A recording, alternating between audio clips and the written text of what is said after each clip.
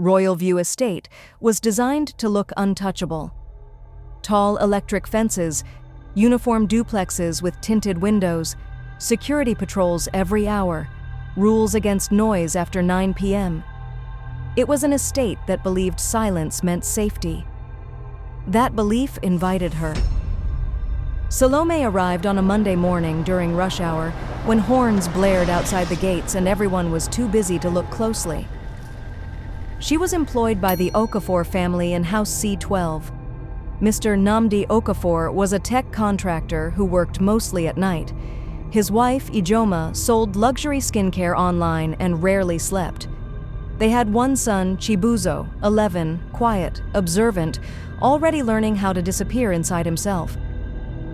The house was expensive, but it was hollow. Within the first week, sound behaved strangely. Footsteps echoed where no one walked.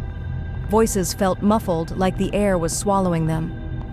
Ijoma noticed she had to repeat herself often. Chibuzo complained that his ears rang at night. Salome explained gently, "New estates trap sound. The walls are still adjusting." But walls do not adjust. They were waiting.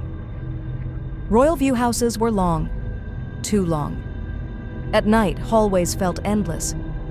Lights at the far end dimmed on their own. Chibuzo began running through the corridor, then stopping suddenly, confused. "It was longer before," he said once. It moved. Salome stood at the far end, smiling faintly. She never corrected him. Security cameras inside House C12 began recording impossible angles. Corners of rooms, ceilings, inside wardrobes. One clip showed Salome standing in Chibuzo's doorway at 1:58 a.m. Her back was turned. Her reflection in the wardrobe mirror was facing the camera, smiling. The footage corrupted itself seconds later.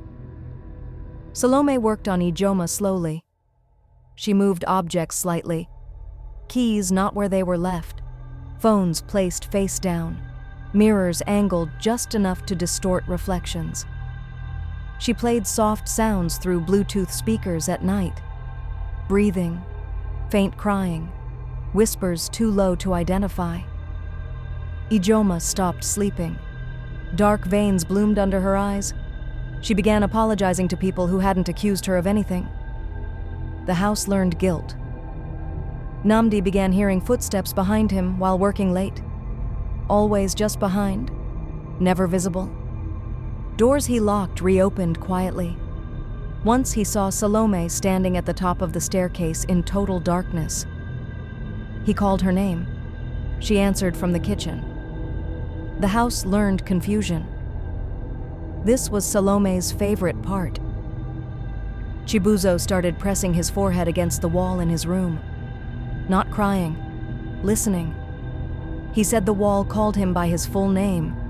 First name, middle name, surname. Names his parents rarely used. Salome told him softly, "It knows who you are, better than they do." The boy stopped responding when spoken to. He responded to the wall. Thin lines appeared on the walls of House C12. Not cracks, lines, like tally marks. One new line every night. Salome wiped around them carefully, never over them. On a night when rain drowned out sound and generators hummed, the guest room door locked itself. Chibuzo had been inside. Security tried forcing it open. The handle wouldn't move. From inside the room came a slow, rhythmic sound. Not banging, knocking.